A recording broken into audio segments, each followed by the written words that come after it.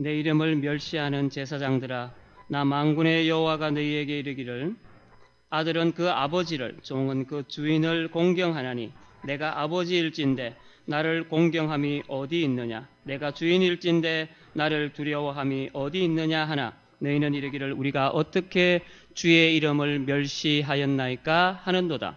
너희가 더러운 떡을 나의 제단에 드리고도 말하기를 우리가 어떻게 주를 더럽게 하였나이까 하는도다. 이는 너희가 여호와의 식탁은 경멸히 여길 것이라 말하기 때문이라.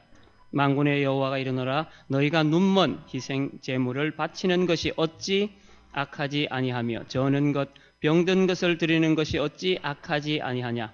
이제 그것을 너희 총독에게 드려보라. 그가 너를 기뻐하겠으며 너를 받아 주겠느냐.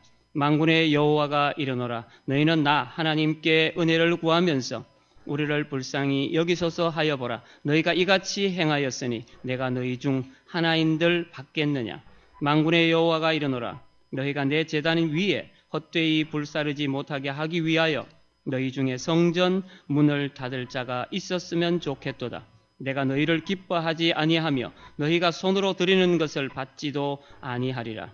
만군의 여호와가 이르노라, 해 뜨는 곳에서부터 해 지는 곳까지의 이방 민족 중에서 내 이름이 크게 될 것이라. 각처에서 내 이름을 위하여 분향하며 깨끗한 제물을 드리리니 이는 내 이름이 이방 민족 중에서 크게 될 것임이니라. 그러나 너희는 말하기를 여호와의 식탁은 더러워졌고 그 위에 있는 과일 곧 먹을 것은 경멸히 여길 것이라 하여 내 이름을 더럽히는도다. 만군의 여호와가 이르노라, 너희가 또 말하기를 이 일이 얼마나 번거로운가 하며 코웃음치고 훔친 물건과 저는 것 병든 것을 가져왔느니라. 너희가 이같이 봉헌물을 가져오니 내가 그것을 너희 손에서 받겠느냐. 이는 여호와의 말이니라. 짐승떼 가운데에 수컷이 있거늘 그 서원하는 일에 흠 있는 것으로 속여 내게 드리는 자는 저주를 받으리니 나는 큰 임금이요 내 이름은 이방 민족 중에서 두려워하는 것이 됨이니라. 만군의 여호와의 말이니라. 아멘. 우리가 지금 드리고 있는 것이 예배라고 명명된 것입니다. 예배에서 가장 중요한 요소가 뭐라고 생각하십니까? 어떤 사람은 말씀이라고도 하고 어떤 사람은 기도라고도 합니다. 어떤 사람은 찬양이다, 어떤 사람은 봉헌이다 이렇게 말을 합니다. 그러나 성경 전체에서 말하는 예배의 핵심 가치는 연락됨, 하나님의 받으심입니다. 제 아무리 모든 것을 다 갖춰도 하나님이 받으시지 않는다면 그것은 예배가 아니라고 말합니다. 그렇다면 이렇게 연락됨, 하나님의 받으심의 가부를 결정하는 기준은 과연 무엇일까요? 이것을 제대로 알지 못하면 우리의 예배가 연락되는지 연락되지 않는지 그것을 우리가 알 수 없습니다. 우리가 예배, 제사라고 했을 때 연락됨과 연락되지 못함을 얘기할 때 가인과 아벨의 제사를 빼놓을 수가 없습니다. 히브리서 11장 4절은 이렇게 말합니다. 믿음으로 아벨은 가인보다 더 나은 제사를 하나님께 드림으로 의로운 자라 하시는 증거를 얻었으니 하나님이 그 예물에 대하여 증언하심이라. 그가 죽었으나 그 믿음으로써 지금도 말하느니라. 아벨은 가인보다 더 나은 제사를 드렸다고 히브리서 기자가 증언하는데 아벨의 어떤 것이 가인보다 나아서 하나님께서 그 제사를 연락하셨을까요? 창세기 4장 3절에서 세월이 지난 후에 가인은 땅의 소산으로 제물을 삼아 여호와께 드렸고 4절에서 아벨은 자기도 양의 첫 새끼와 그 기름으로 드렸더니라고 기록합니다. 이 두 가지 본문 3절과 4절만 놓고 봤을 때는 무엇 때문에 하나님께서 아벨의 제사는 받으시고 가인의 제사는 받지 않으셨는지를 알 수 없습니다. 그러나 하나님의 반응은 여호와께서 아벨과 그의 제물은 받으셨으나 가인과 그의 제물은 받지 아니하신지라 이렇게 기록하고 있습니다. 하나님은 우리가 드리는 제물만 받으시는 분이 아니라 우리와 함께 그 제물도 받으시는 분임을 우리가 분명하게 기억해야 합니다. 가인과 그의 제물은 받지 않으시고 아벨과 그의 제물은 받으셨다고 기록하는 것. 우리가 드리는 예물과 우리 자신을 함께 드려야 하나님께서 받으신다는 결론에 이를 수 있습니다. 다윗이 하나님께 제사를 드릴 때의 자세를 한눈에 알 수 있는 것이 바로 사무엘하 6장에서 하나님의 법궤를 예루살렘으로 모셔오면서 드리는 예배에서 잘 나타나고 있습니다. 미갈은 다윗의 예배의 태도를 보고 비아냥거립니다. 이스라엘의 왕이 오늘 어떻게 영화로우신지, 방탕한 자가 염치 없이 자기의 몸을 드러내는 것처럼 오늘 그의 신복의 계집종의 눈앞에서 몸을 드러내셨도다. 분명 다윗은 통일 왕국의 왕입니다. 당연히 위엄을 지키고 근엄하게 예배의 자리로 나아가는 것이 보편적인 보통 사람의, 미갈이 봤을 때 자기 남편 왕 다윗의 모습입니다. 하지만 다윗에게는 사람에게 보여지는 자신의 모습보다 하나님 앞에 보여지는 자신의 모습이 더 중요했습니다. 그래서 그것만 신경 썼습니다. 하나님은 이러한 다윗의 모습을 좋아하셨습니다. 하나님은 이러한 다윗의 삶을 좋아하셨습니다. 이러한 두 가지 경우를 우리가 염두에 두신다면 과연 무엇이 우리의 예배를 연락되지 못하게 하는지, 무엇이 하나님을 멸시하는 것인지를 분명하게 우리가 알 수 있습니다. 오늘 본문에서 부정한 제물로 여호와를 모독한 이스라엘 제사장들의 죄를 지적하는 내용이 오늘 본문의 말씀입니다. 하나님께서 우리의 예배를 받지 않으시는 이유로 예배에 대한 영적 무감각을 말하고 있습니다. 영적인 무감각이 만연하게 되자 제물을 준비하는 일, 이것에 최선을 다하지 않고 아무렇게나 준비를 하게 됩니다.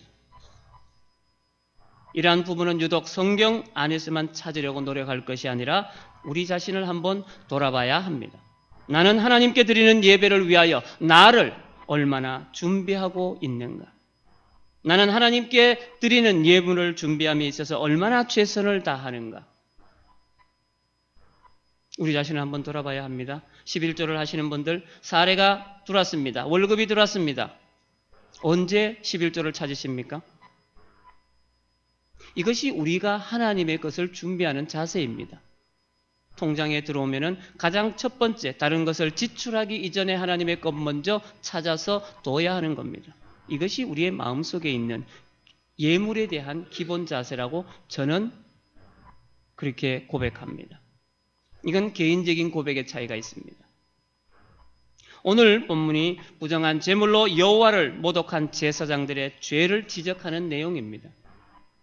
하나님께서 내가 아버지일진데 나를 공경함이 어디 있느냐? 내가 주인일진데 나를 두려워함이 어디 있느냐라고 6절에서 질문하고 계십니다. 그러자 제사장들은 우리가 어떻게 주의 이름을 멸시하였나이까? 우리가 감히 어떻게, 언제 주의 이름을 멸시하였습니까? 이렇게 대답하고 있습니다. 여러분, 문제는 하나님께서 그들에 대해 자신을 멸시한다고 말씀하고 계시지만 정작 제사장들은 자신의 죄를 모르고 있다는 것이 문제입니다. 하나님은 제사장들의 지속적이고 의도적인 하나님에 대한 불공경과 경외하지 않음을 지적하고 계시지만 정작 제사장 본인들은 자신의 잘못을 전혀 모르고 있는 것이 바로 문제입니다.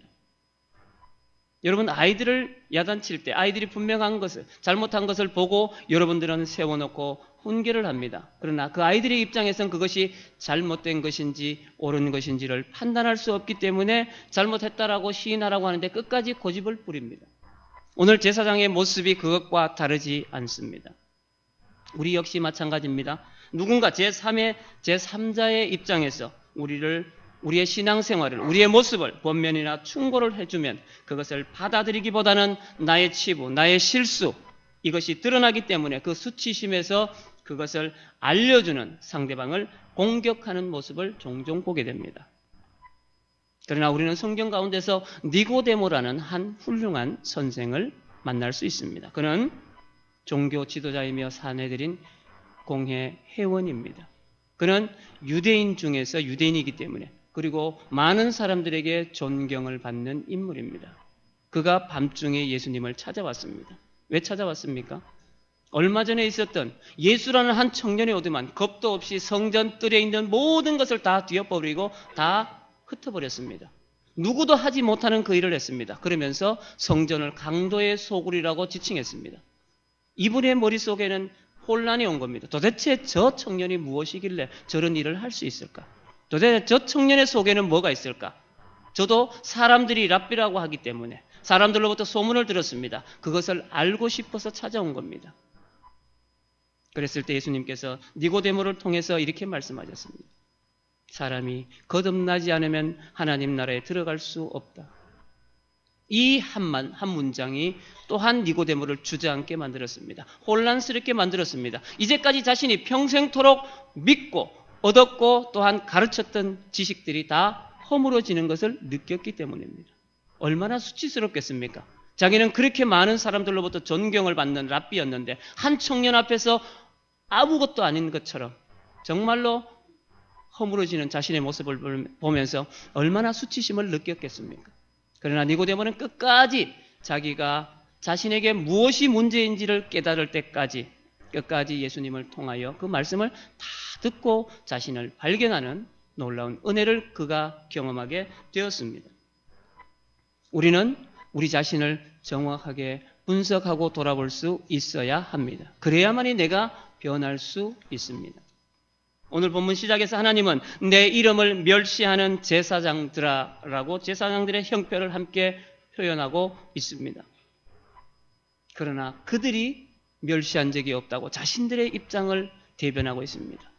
자신을 돌아보지 못하는 것입니다. 서울에 가면은 높은 뜻 정의교회라는 교회가 있습니다. 거기에 담임 목사님이 지난달에 한 가지 중요한 발표를 해서 인터넷에서 조금은 이슈가 된 적이 있습니다. 헌금 없는 주일.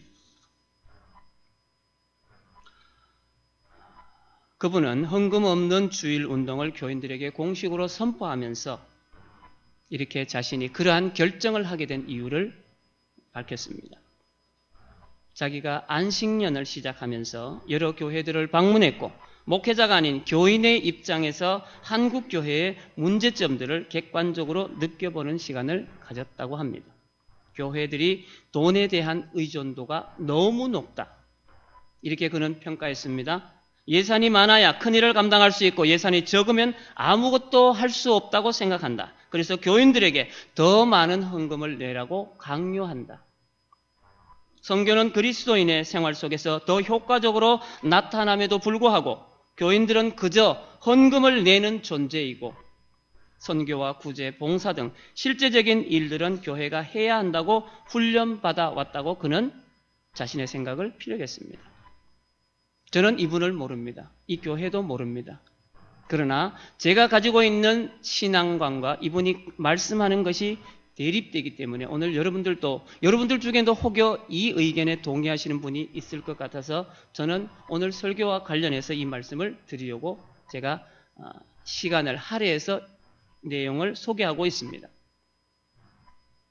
여러분들 스스로가 여러분들이 헌금을 내는 존재라고 생각하십니까?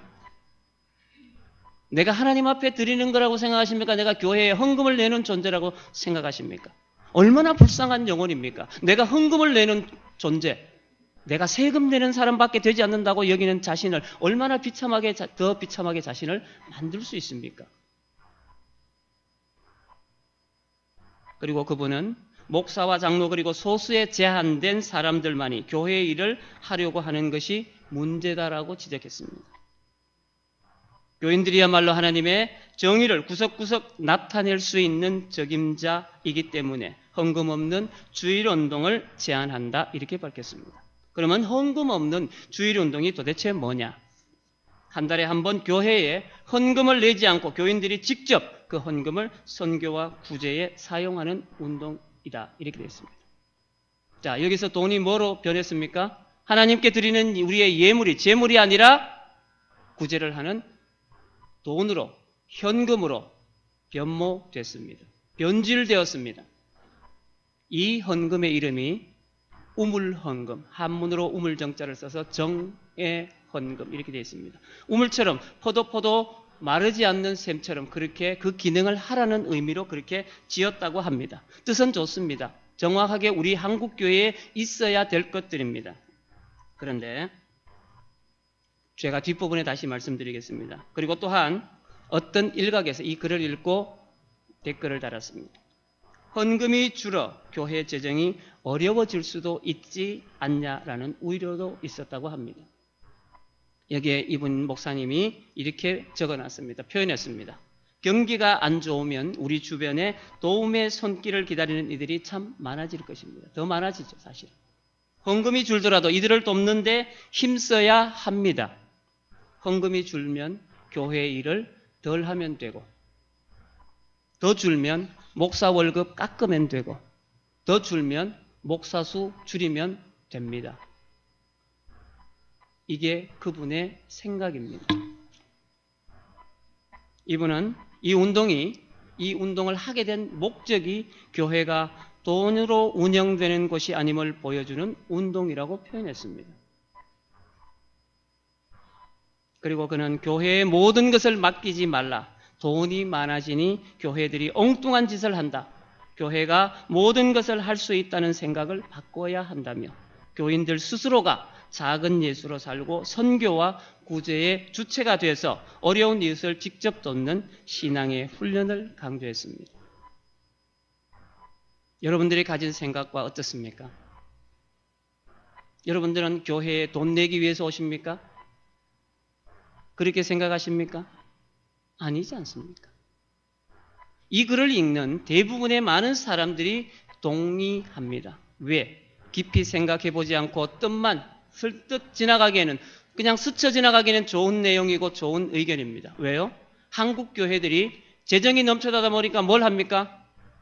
집을 근사하게 짓는, 이분이 지적한 바로 그러한 폐단들이 나타나고 있기 때문에 그렇습니다. 그런데 저는 하나님 앞에 드리는 예물을 돈이라고 생각하지는 않습니다. 물론 저희들이 그것으로 인해서 사례를 받고 생활을 합니다. 그러나 저희들의 받는 사례는 저번에도 말씀드린 적이 있습니다. 봉급이라고 얘기하지 않습니다. 목회자는 사례라고 얘기합니다. 생활비라고 얘기를 합니다. 이것은 뭘 의미하느냐? 교회는 돈으로 운영되는 것이 아니라 성도들의 공동체가 교회가 되는 겁니다. 교회가 일을 합니까? 여러분들이 일을 하십니까? 여러분들이 교회입니다. 여러분들 한 분 한 분이 다 교회이기 때문에 교회가 일을 한다는 것은 여러분들이 직접 일하는 겁니다. 이분은 제 생각으로는 교회와 성도의 관계를 조금은 다르게 생각하시는 것 같습니다. 제가 배워오고 제가 고백하는 신앙으로는 교회는 성도 한 사람 한 사람입니다. 우리가 내는 것은 교회 운영을 위해서 내는 것이 아니라 하나님의 나라 확장을 위해서 하나님 앞에 드리는 겁니다. 우리의 감사의 고백으로 드리는 겁니다. 그런데 이것이 돈으로 변질되기 시작하면서 저의 마음을 아프게 했습니다. 오늘 이 말라기의 제사장들이 하나님으로부터 그런 지탄을 받았던 이유가 이것과 별반 다르지 않습니다. 그러면 우리가 우리가 드리는 예배가, 말라기 시대에 제사장들이 드린 예배가 더러워진 이유가 무엇인가를 한번 풀어봐야 합니다. 하나님께 드리는 제사, 예배에서 가장 중요한 원칙은 최선과 구별입니다. 하나님의 것을 구별해야 되고 하나님 앞에 최선으로 나를 드려야 하는 것입니다. 그런데 그들은 쓸모없는 것, 좋지 않은 것만 골라 하나님께 드림으로 아주 노골적으로 여호와를 경멸했다고 오늘 말씀이 기록하고 있습니다. 제사장들은 여호와께 드리는 예배에 더러운 떡, 곧 제사에 사용할 수 없는 부적합한 떡을 하나님 앞에 드렸다는 것입니다.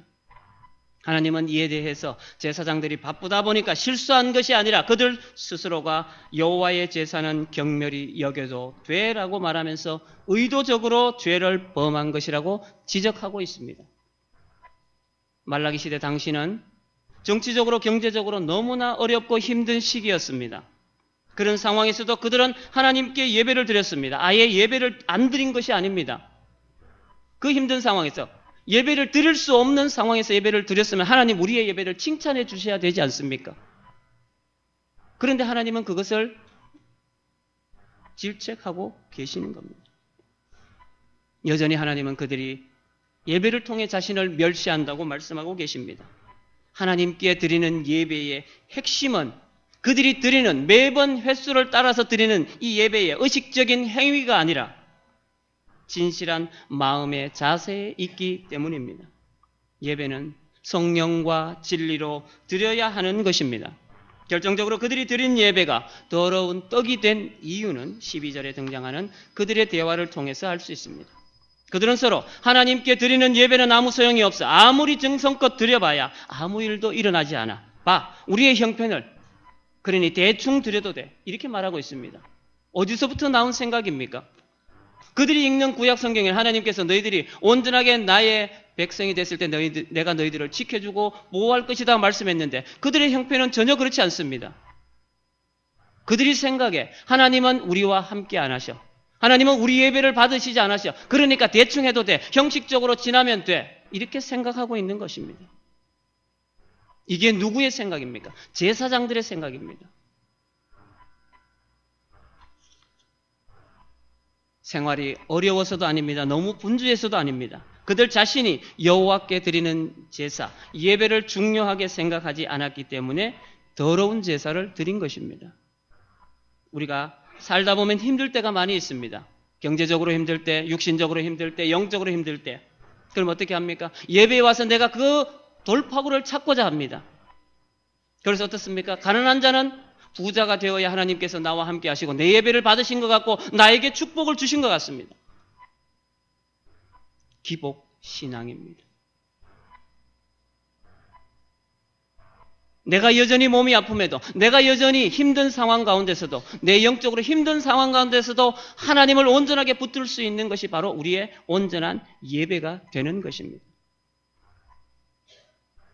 이러한 관점에서 오늘날의 우리의 예배를 진지하게 돌아볼 필요가 있다고 생각합니다. 우리는 예배를 간편하게 드리려고 할 때, 무조건 참석만 하면 예배를 드린 것으로 간주할 때, 바쁘면 예배는 빠질 수도 있다고 생각할 때 그것이 더러운 떡을 하나님 앞에 드리는 것과 다름없는 것입니다.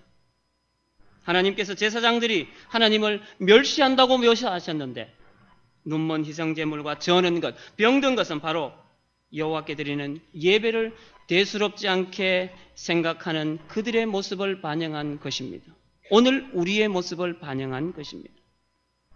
제사에 사용되는 예물은 온전하신 하나님을, 정결한 예물은 정결하신 하나님께 우리 자신을 드러내는 역할을 합니다. 그런데 그들은 눈먼 것, 저는 것, 병든 것을 드림으로 하나님은 눈멀고 다리 절며 병든 분으로 취급해버린 것입니다. 오늘날 우리는 이런 제물을 드리지 않기에 오늘날 우리의 예배를 적용해서 예배의 필수 조건을 한번 둘러보면 예수님께서 요한복음 4장 24절에서 말씀하셨던 것처럼 하나님은 영이시니 예배하는 자가 영과 진리로 예배할지니라. 우리가 드리는 예배의 필수 요소는 성령과 진리의 말씀으로 드리는 것입니다. 예배를 성령과 진리로 드리는 관점에서 볼 때 자기가 열심히 드리는 예배 혹은 양심적, 도덕적, 종교적, 책임적 입장에서 드리는 것, 말씀에 집중하지 않는 예배는 눈먼 것, 저는 것, 병든 것, 이것을 하나님께 드리는 것과 똑같은 예배라고 합니다. 실질적으로 제사장들이 가지고 온 그 형편없는 제물보다 사실은 그들의 마음이 더 문제였습니다.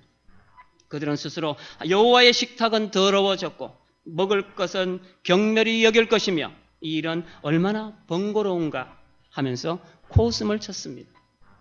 그래서 더러운 떡과 훔친 것, 저는 것, 병든 것을 제사에 갖다 드린 것입니다. 하나님이 그 제물을 원하시는 것이 아니라 바로 우리의 마음을 원하신다는 것을 그들이 잊었습니다. 형식이나 행위보다 먼저 우리의 마음이 하나님께 함께 하시기를 원하시는 것입니다. 그래서 아벨의 제사는 받으셨습니다. 가인과 그의 제물은 받지 않으신 것입니다. 더 나아가 13절에서는 이제 예배는 번거로운 것이 되어버렸다고까지 말합니다. 오늘날 우리 예배 가운데 이런 부분은 없을까 반드시 돌아봐야 합니다. 예배 드릴 때 중심이 아니라 우리의 겉모습에만 치중하여 차림새에 과하게 신경 쓴다든지 혹은 바쁜 일 때문에 예배를 귀찮게 여긴 때는 없었는지 구체적으로 자신을 한번 점검해 봐야 합니다. 현대교회의 많은 목회자들 사이에 예배를 줄이는 기이한 현상이 지금 일어나고 진행되고 있습니다. 그래서 혹자들이 말을 합니다. 한국 교회가 영국 교회를 닮아가고 미국 교회를 닮아간다. 지금은 미국 교회와 많이 근접하다 이렇게 얘기합니다. 한국 교회에 많은 성경 프로그램, 교회 성장 프로그램들이 들어왔습니다.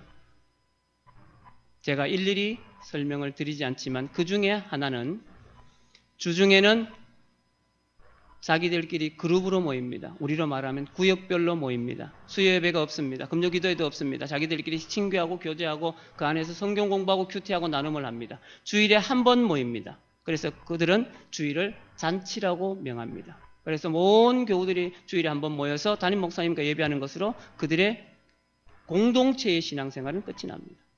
효과적입니다. 교우들 간의 친목 관계도 도모됩니다. 훨씬 더 끈끈하고 뭔가가 있어 보입니다. 그것은 교회를 성장시키고 숫자적으로 많습니다. 과연 그것이 하나님께서 합당히 여기시는 예배일까를 생각해 봐야 합니다.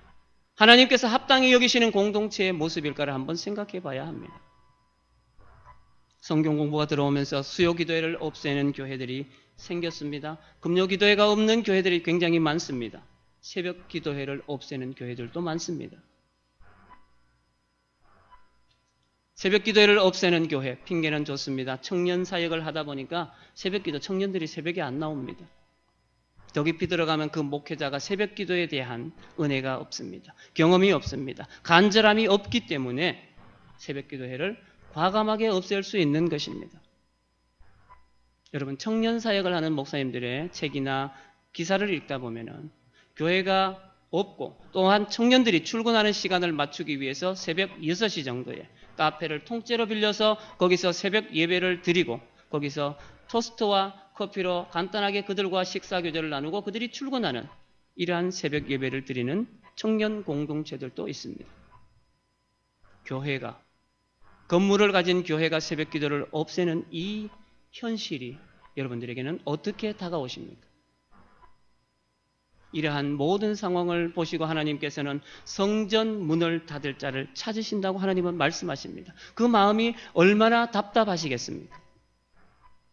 말라기에서 말하는 예배의 원칙은 딱 두 가지입니다. 최선과 구별입니다.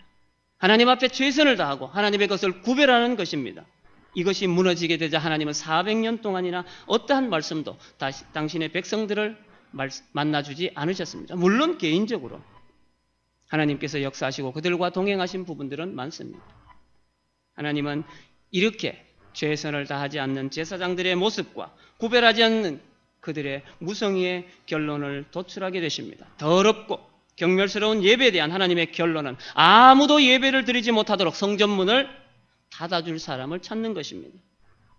물론 하나님의 이 뜻은 정말로 성전문을 닫겠다고 하는 것이 아니라 그 정도로 하나님께서는 잘못된 예배에 대해 엄격하시다는 것을 간곡하게 표현하신 것입니다. 이것이 우리의 예배에 대한 하나님의 마음이라면 진정 우리가 가슴을 치고 통회하며 예배 회복을 위해서 기도해야 합니다. 최선과 구별이라는 예배의 핵심을 놓치고 마음이 아니라 형식과 참석에만 의미를 부여하고 있다면 하나님께서 얼마나 마음이 아프시겠습니까? 이러한 상황 가운데서도 하나님은 끝까지 희망을 놓지 않고 저희들에게 희망을 선포해 주십니다. 하나님은 마지막 시대에 이 모든 예배가 회복될 것이라고 말씀하십니다. 오늘 11절 말씀에 그렇게 기록하고 있습니다. 그리고 그때가 되면 이방 중에서 깨끗한 제물, 온전한 예배를 드리게 될 것이라고 하십니다. 그 이방이 우리가 될 수도 있고 다른 미개발 국가가 될 수도 있고 어떤 나라도 될 수 있습니다. 여기서 깨끗한 제물이 무엇입니까? 하나님을 위해서 최선으로 내가 준비하는 것, 하나님을 위해서 구별하는 것, 그리고 형식이 아닌 진정한 우리의 마음으로 준비하는 것입니다. 이는 더 이상 예배에 대해 부정적으로 비판하지 않고 예배를 거추장스럽게 여기지 않으며 오직 하나님 앞과 성령과 진리로 구별하여 드리는 그런 예배가 일어날 것이라는 말입니다. 인류가 마지막 멸망하는 마지막 날, 예수님이 재림하시는 그날은 여호와께 드리는 예배가 회복되는 날입니다. 그날에는 여호와의 이름에 합당한 깨끗한 제물을 드리게 될 것이라고 말씀하십니다. 인류의 역사는 예배로 시작해서 예배로 끝나는 것입니다. 우리의 인생도 처음부터 끝까지 하나님께 합당한 예배가 되어야 합니다. 하나님은 우리에게 깨끗하고 진실한 예물을 원하십니다. 그리고 바로 우리에게서 예배가 온전히 회복되기를 원하십니다. 지금 이 시간부터 자신을 잘 살펴서 예배에 대한 불성실한 준비나 분주함이나 지각, 잦은 예배 결석, 습관적인 예배, 정직하지 못한 11조 예배 관람, 나는 예배를 보러 왔다라고 관람하는 이러한 잘못된 습관들을 우리에게서 전부 멀리 떨쳐버려야 할 것입니다. 우리는 예수님을 만나든 성령님을 만나든 그 초심으로 돌아가서 하나님께서 원하시는 신령과 진정으로 예배하는 자가 되어야 할 것입니다. 오늘 말라기서에서 말씀하시는 대로 최선을 다하여 예배하며 구별하여 하나님께 예배 드려서 하나님께서 받으시는 예배를 드리는 진정한 예배자가 되기를 다 여러분들 삶 가운데서 느끼시기를 소망합니다. 기도하겠습니다.